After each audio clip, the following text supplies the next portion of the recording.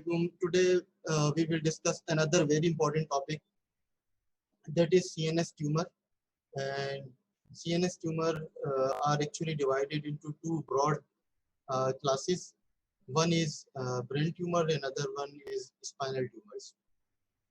And at the end, we will discuss few important sections related to the exams, and I will share my email address, and you can send me the questions after the presentation, and inshallah I will reply them as well.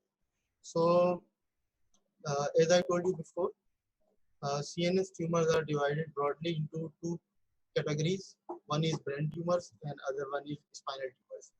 And if we talk about the brain tumors, historically they are further divided into neuroglial cells tumors, means those tumors which arise from neuroglial cells. Neuroglial cells mean the connective tissue cells, you can say, in brain, like astrocytes and oligodendrocytes.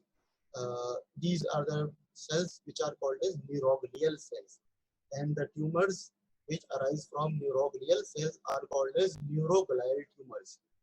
In the same way, the tumors which arise from neuron, they are called as neuronal tumors. And apart from these two broad classes, another type of tumors are called as specialized tissue tumors. They arise from specialized cells in the brain. So I repeat, in brain there are two important cells.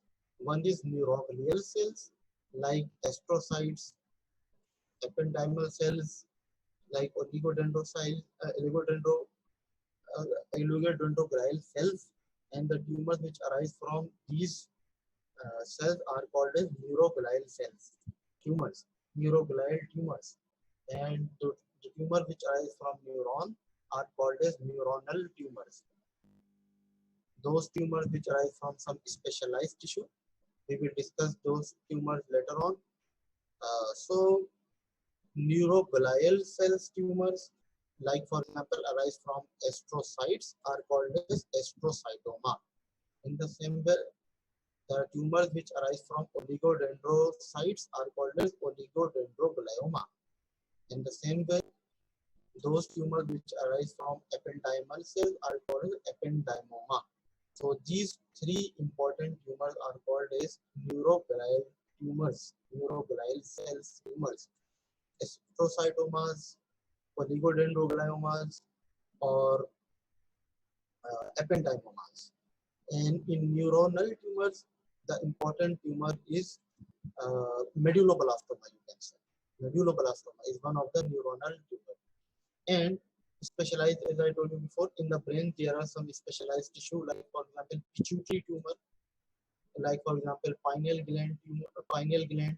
So some tumors arise from pituitary tumor are called as like for example prolactinoma, like for example growth hormone secreting tumor. They are the tumors which arise from specialized tissues. So broadly, the tumors are of three types: neuroglial tumors, neuronal tumors, and specialized tissue tumors.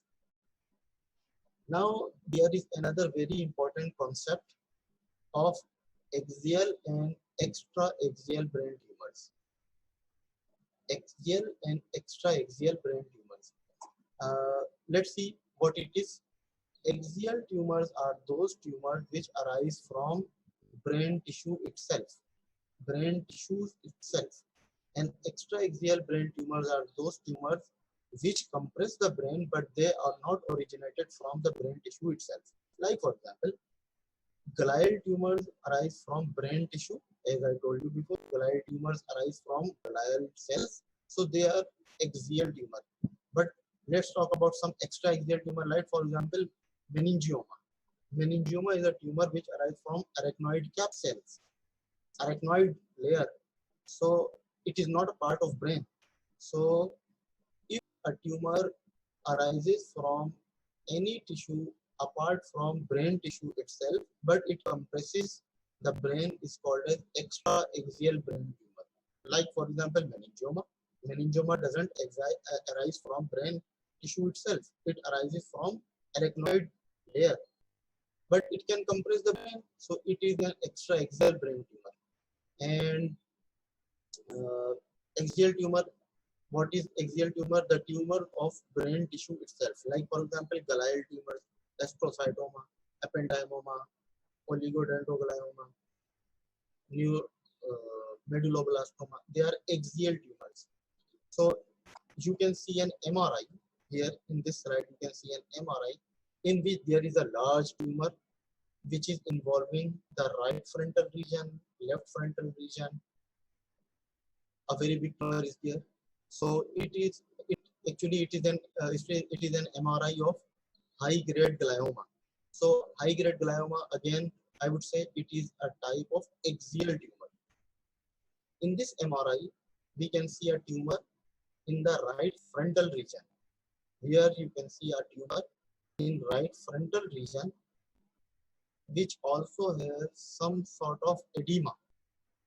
The black region around the tumor is called as, in this MRI slice, it is edema. Amoeba shape, hypointense signal. Hypointense signal means the dark signals around the tumor.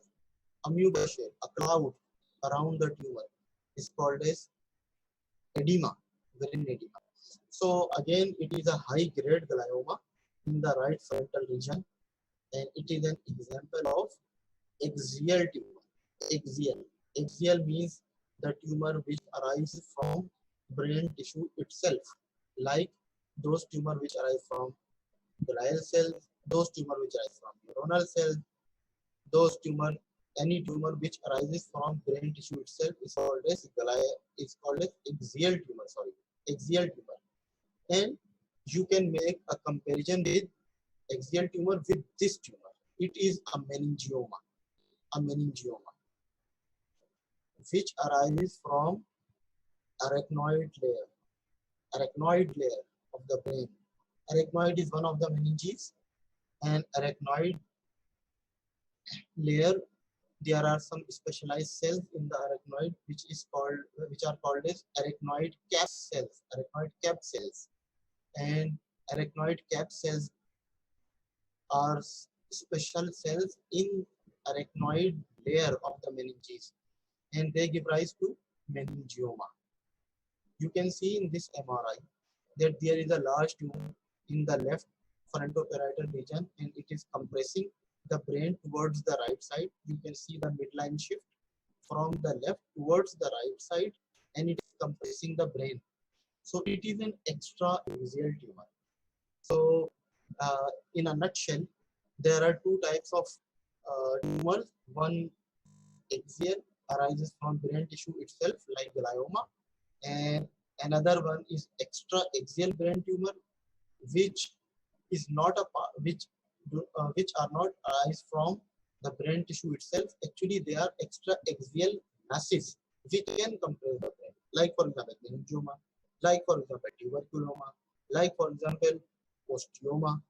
For example, there is a tumor which arises from calcaria, like for example arises from bone, and it is compressing the brain. So it is an extra-axial tumor rather than an axial tumor.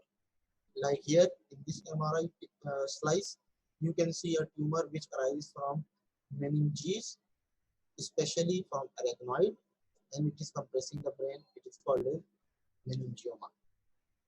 Again, an example of extra-axial tumor.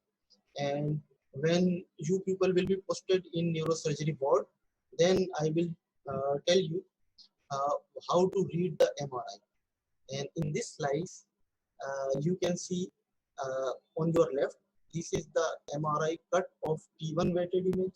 And what is T1 weighted image? We will tell you when you will be posted in our ward for your clinical posting. And in the center, you can see a contrast image, axial view. And on the right, there is a coronal cut of contrast image. So what is T1 weighted, what is T2 weighted, what is contrast, and what are the other sequences of MRI? we will inshallah teach you when you will be posted for your clinical posting in neurosurgery world. So, okay, guys, let's talk about the gliomas. As I told you before, just 5 minutes back, that gliomas are the tumor which arise from the glial tissues. And the three important glial tissues are astrocytes, oligodendrocytes, and ependymal cells. So, respectively, they give rise to astrocytomas, oligodendrogliomas, and ependymomas. So, they are the three important gliomas. So, gliomas are the tumor which arise from glial cells. There are three important glial cells, and they respectively give rise to oligodendrogliomas, astrocytomas, and ependymomas. I will not go into the grading of these uh, gliomas, low grade, high grade, and later on glioblastoma multiform, grade 4 gliomas. It is the type of grade 4 gliomas. I will not go into the detail of this further grading. Just for you people, just to make a clear idea that gliomas are of especially are of three types: astrocytomas, oligodendrogliomas, and ependymomas. And there are few rarer classes also. For you people, they are not important. In this MRI, you can see diffuse tumor in the left frontal and parietal region. Left frontal and parietal region, a diffuse tumor, which is causing compression over the midbrain, sylvian fissure, and also causing the mass effect, which is evident by slight midline shift. So it is an example of glial tumor, which is actually an astrocytoma. For you people, you can say that MRI is showing a diffuse tumor in the left frontal and parietal region, and the findings are suggestive of glioma. And what sort of glioma? For you people, it is not important. It is a subject of postgrad level. But for you people, the important thing is that you should know the abnormal intensity signal in the left frontal and parietal region seems to be an abnormal finding, probably a glioma. For you people, it is enough. Here, it is a CT scan which is showing abnormal dense signal in the left frontal region and also showing a calcification in the left frontal region, which is a pathognomonic oligodendroglioma. So again, this CT scan is showing a tumor in the left frontal region, which is an example of axial tumor. So previously we saw gliomas, astrocytoma. Here in this CT scan, we can appreciate another example of glioma, which is an oligodendroglioma.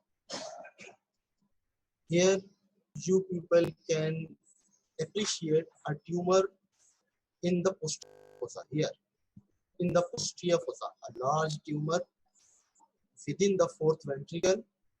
Here,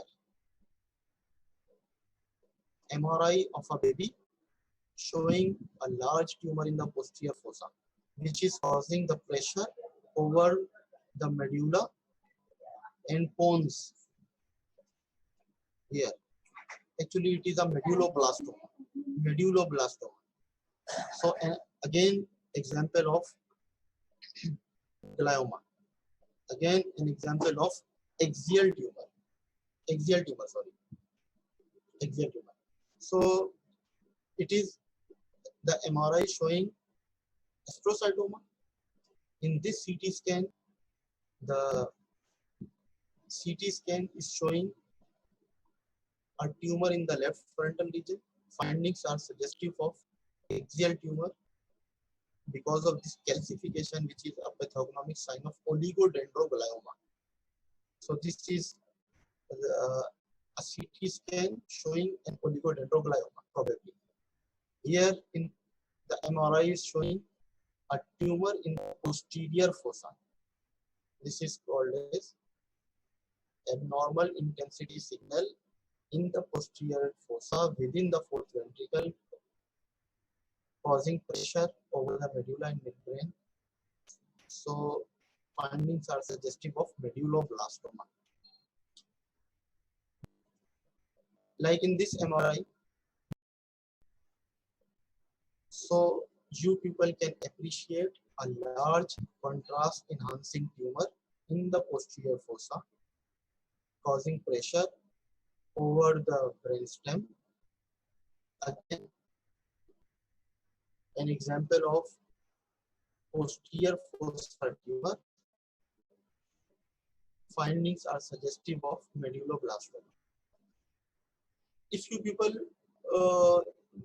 say that it is a tumor in the posterior fossa, seems to be a neuronal tumor, for you people it is enough, because for particular and specific diagnosis we need a biopsy, and until and unless you do not send the tissue for biopsy, all the findings are just on the basis of radiology. So your answer should be like this: the findings are suggestive of. You are not confirmed whether it is a medulloblastoma, whether it is an ependymoma, whether it is some other tumor. Just you can make an idea that on the basis of radiological findings, the findings are suggestive of medulloblastoma or ependymoma, like this. So as I told you before, we classified the tumor into three categories. One is glioma, which arises from glial cells. Other one was neuronal cells, and last one was the special varieties. So in special varieties, some tumor arise from pituitary, some tumor arise from, like for example, pineal region, pineal tumors, germinoma, and in pituitary tumor there are important tumors. You people already know, ACT secreting tumors, which causes Cushing syndrome. Another tumor is growth hormone secreting tumor, which results in acromegaly.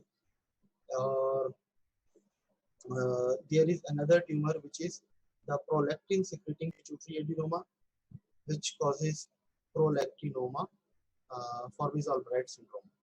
So there are three important pituitary adenomas. Three important. One is growth hormone secreting pituitary adenoma. Other one is ACTH secreting pituitary adenoma, and lastly prolactin secreting pituitary adenoma. There are a few other types also, but these are the three important types: prolactin secreting, ACTH secreting, and growth hormone secreting.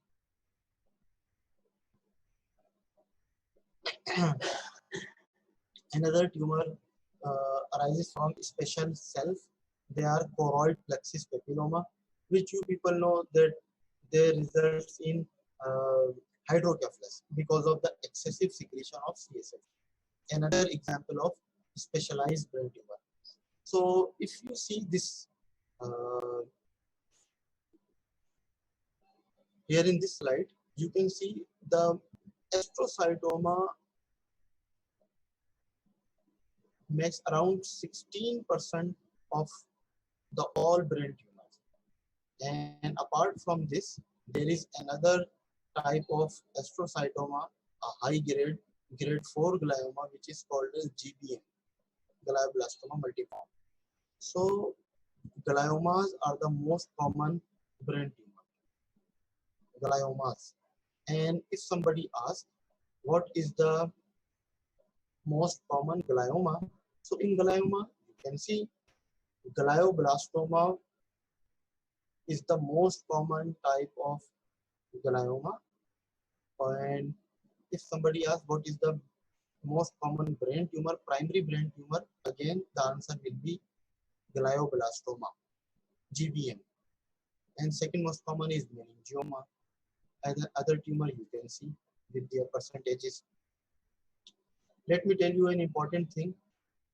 These are the primary brain tumors. Primary brain tumors in which we do not include secondary brain tumors. We do not include metastasis. But if we include metastasis also, then the most common brain tumor will be metastatic tumor, not the glioma. But if the answer will be what is the most common primary brain tumor, the answer is glioma. Glioma, that's it. But if somebody asks, no, give the answer if we include the metastatic secondary brain tumor also, then the answer will be the metastasis are the most common brain tumor, but not the primary brain tumor. In primary brain tumor, the most common are gliomas. But generally, if we include both primary and secondary brain tumor, then secondary brain tumor that is metastasis are the most common brain tumors. And from where metastasize? From lungs and from breast. Uh, Guys, you people already know the presentation of brain tumor. I will not go into the detail of the presentation of brain tumor. Usually patient present with raised ICD, in which the important symptoms are headache and vomiting, vertigo, especially morning time headache. And patient can present with the symptoms due to mass effect. Symptoms due to mass effect. Like for example, if there is a tumor which is compressing the cause area, so patient can present with aphasia. If the tumor is compressing the left motor cortex, so patient can present with right-sided weakness. If the patient, patient present with according to the area which is being compressed by the tumor. Next, so patient can also present with seizures because of the cortical irritation. So those tumor which affect the cortex in so if the tumor is compressing the cortical region, so patient can present with seizures. Like for example, oligodendroglioma usually affect the cortex, so patient present with seizures. And if the tumor is arising from some sort of uh, the tissues which are linked with endocrine function, so patient in this scenario, patient can also present with endocrinopathies. Like for example, as we discussed just before, that if a tumor is arising from pituitary gland and it is a prolactin secreting pituitary adenoma, so the patient present with secondary amenorrhea. Secondary amenorrhea. Secondary amenorrhea. So the leading cause of infertility is prolactin secreting pituitary adenoma. I repeat, prolactin secreting pituitary adenoma is the leading cause of infertility because of the secondary amenorrhea. So in gynecological infertility clinic, they usually send samples to detect prolactin level, and if they see a high prolactin level, so they send the patient to neurosurgeons to for the workup for pituitary for prolactin secreting pituitary adenoma. So it is just an example. And apart from this prolactin secreting pituitary adenoma, patient can also present with growth hormone secreting pituitary adenoma, in which acromegalic features you can appreciate. And apart from that, patient can also present with Cushing syndrome in ACTH secreting pituitary adenoma. And if there are some cranial nerves are involved because of this pressure effect of the tumor, patient can also present with cranial nerve palsies, like for example in CP angle tumor, cerebellopontine angle tumor, usually patient present with seventh nerve palsy and eighth nerve palsy. Patient present with sixth, seventh nerve palsy, facial weakness, and eighth nerve palsy, deafness. In CP angle tumor, it is just an example. And patient can also present with hemorrhage, which is called as intratumoral hemorrhage. So broadly, the patient presentation because of some tumor or patient because of high ICP, because of mass effect, because of cortical irritation, because of endocrinopathies, cranial nerve involvement, or hemorrhage. So diagnosis, you people already know. For diagnosis, making a diagnosis, one important thing is imaging. And in imaging, the two very common imaging modalities are CT scan and MRI. And what is the mechanism of image acquisition? How do we read the findings of CT scan and MRI? And how do we make the diagnosis on MRI or CT scan finding? Inshallah, we will discuss these things when you will be posted in neurosurgery ward. Sorry. So for making a diagnosis, we need imaging. Apart from that, after imaging, the most important thing to confirm the diagnosis is histopathological diagnosis. For that, we send the sample to the histopathology lab with our radiological diagnosis, and then the final conclusion or final diagnosis. And for there are some supportive investigation we do also, like for example, as I told you before, for prolactin secreting pituitary tumor, we can send blood sample for the prolactin level. It is one of the supporting investigation. Like for example, in a pituitary tumor, because of the mass effect over the optic chiasm, patient present with bitemporal hemianopia. For that, we send the patient to ophthalmologist for perimetry. So perimetry is one of the supporting investigation. So to make a diagnosis, we need history, examination, and then we send different labs, imaging, and finally the histopathological diagnosis.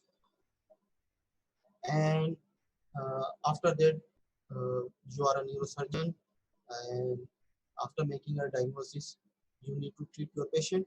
So in a treatment, we start with medical measures, not medical treatment. There are some medical measures you carry out, like for example, if a patient presents with fits, seizures, so anti-epileptic medication you are supposed to start.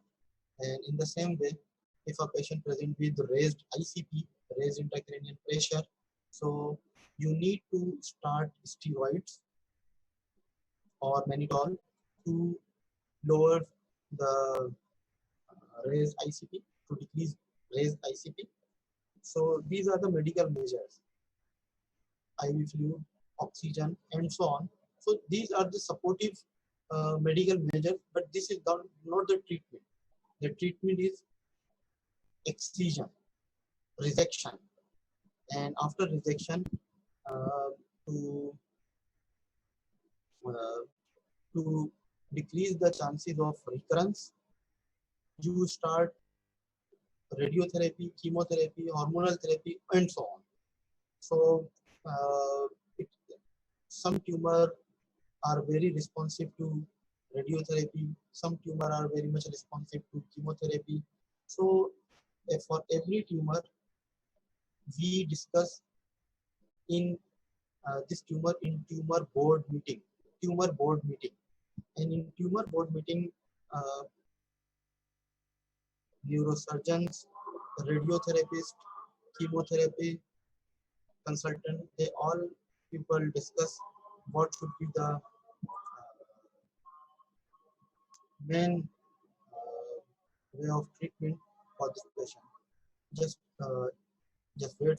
I told you before, just the supportive measures for lower the ICP, and for to control the fits, medical measures. So after medical measures, we go for the resection of the tumor, and for the resection of brain tumor, uh, we usually perform craniotomy. Craniotomy, as we discussed in the brain injury also, we perform a craniotomy for the extradural or subdural hematomas. In the same way, for the surgical treatment of brain tumor, what we do, we usually perform craniotomy and then we resect the tumor. So the treatment of brain tumor, surgical treatment is the craniotomy and the resection of brain tumor. So in this picture, you can see scalp flap is made. After that, a bone flap is made. After that, the dura is opened, so you can see the brain tissue. After that, you can remove the brain tumor and then finally close the all layer. So after resection of the brain tumor, as I told you, that the tumor, for all tumor, we usually discuss every tumor board meeting to figure out what should be the best treatment for that tumor. Either we should just go for the excision, or we should also give some adjuvant therapy, like for example radiotherapy, chemotherapy, radiotherapy, or some sort of hormonal therapy. So radiotherapy are of different types. One is conformal radiotherapy, one is whole brain radiotherapy, and there is another type of radiotherapy which is called as radiosurgery, in which the modern radiosurgery, uh, there are two important types. One is cyber knife, gamma knife. So you people are, we do not expect a very good knowledge from your side regarding the radiotherapy for every brain tumor. Just you should have an idea that after resection, they usually we send the patient for radio and chemotherapy. So for the tumors, the classification is very, very important. In exam, we usually ask what is the classification of spinal tumors. So in spinal tumor, it is an anatomical classification. If the tumor is outside the dura, it is called as extradural. If the tumor is inside the dura, but it is out of the spinal tissues, so it is called as intradural extramedullary. And if the tumor is involving within, if the tumor is present anatomically within the parenchyma of spinal cord, it is called an intramedullary tumor. So I repeat, the classification is based upon the location of the tumor within the spinal space, within the spine. If the tumor is out of the dura, so it is called as extradural. If it is located within the dura but outside the brain, spinal parenchyma, it is called as intradural extramedullary. And if the tumor is present within the parenchyma of spinal cord, it is called as intramedullary tumor. Like for example, in this MRI, you can see a tumor is involving the vertebral body.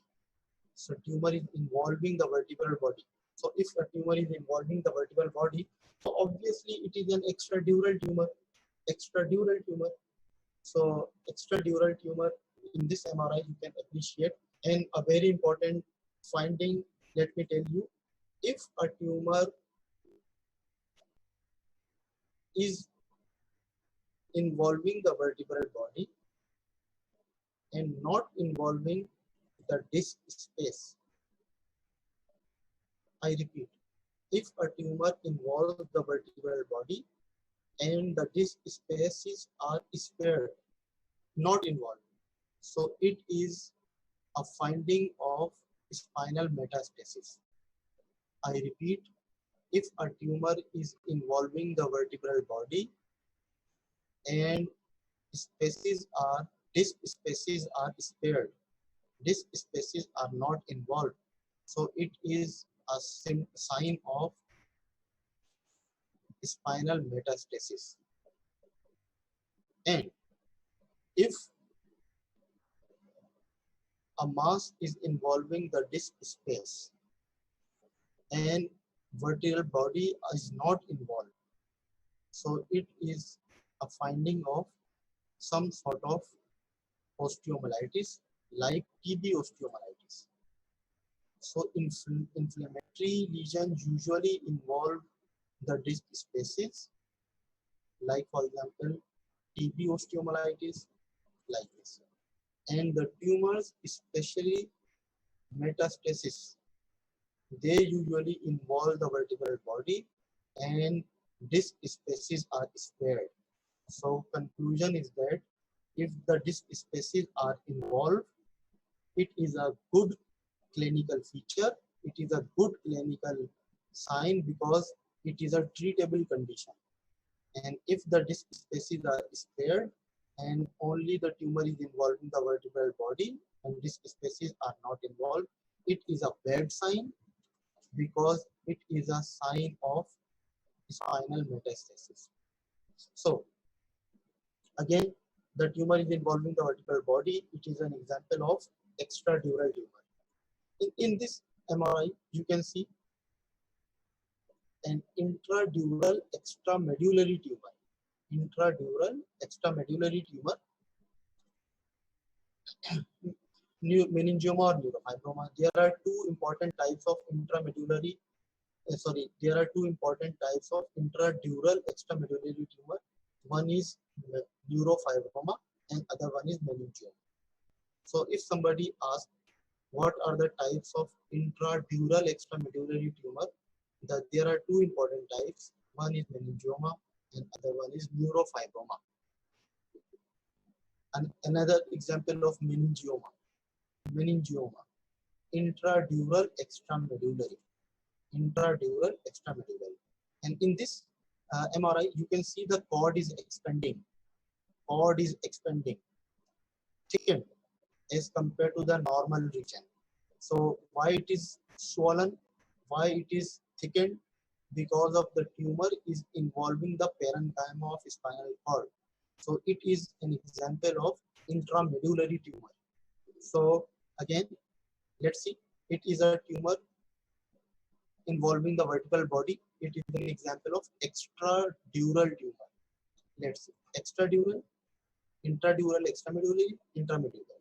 These are the three types of spinal tumors: intradural, extradural, intradural, extramedullary, and intramedullary. See, tumor is involving the vertebral body, an example of extradural tumor. In this MRI, the tumor is intradural extramedullary. Again, intradural extramedullary, and it is intramedullary. So treatment is again, if it is excisable tumor, then we go for the excision of brain tumor. Excision of spinal tumor if it is excisable, because sometimes spinal cord tumor are not excisable. In this scenario, we usually go for the conservative management or just for biopsy. And if the tumor is excisable, like for example meningioma, like for example neurofibroma, so we go for the excision of spinal tumor. So let's talk about the question in exam. An important question is classify the brain tumor. So how you people are supposed to give the answer? Sir, there are three important types of brain tumor.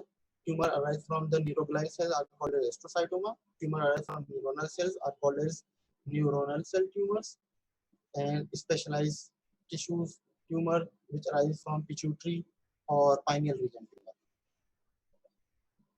You people should have an idea what is extra-axial or axial tumor. The tumor arise from brain tissue itself are called as axial, while the tumor arise from the any tissue, not the brain tissue, are called as extra-axial tumor. Like tumor arise from meninges, tumor arise from bone compressing the brain tissue, they are called as extra-axial tumors. People should have an idea what are the different types of gliomas.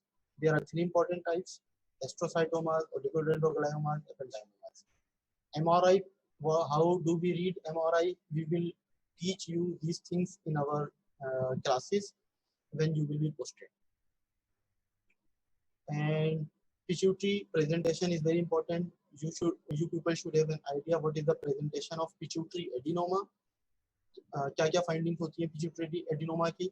One is related with the vision, bitemporal hemianopia. One is related with the endocrinopathies, like for example in a patient with prolactinoma, patient present with secondary amenorrhea, and in case of Cushing syndrome, in case of growth hormone secreting pituitary adenoma, patient present accordingly. And the most important brain tumor is glioma. If we talk about the primary brain tumor, but if we talk about all the brain tumor, including the secondary brain tumor, I mean metastasis, then the most important tumor is metastatic tumor. From there, the tumor comes in brain, breast, and lungs. Presentation you people already know. For diagnosis, we go for imaging as well as for histopathological diagnosis, and sometimes we need supportive investigation. Treatment is excision, and after excision, we usually discuss in our board meeting, should we go for radiotherapy, chemotherapy, hormonal therapy, and so on. And for spinal tumor, what are the different types? Extradural, intradural, extramedullary, and intramedullary. For extradural tumor, the only one type you should know, metastasis. For extradural tumor, metastasis. For intradural extramedullary, there are two types, neurofibroma and meningioma. And lastly, what is the treatment of spinal cord tumor? If the tumor is excisable, go for the excision. Otherwise, we can go for biopsy, and then we manage accordingly. So thank you very much. Again, if you people have some question, you can send me an email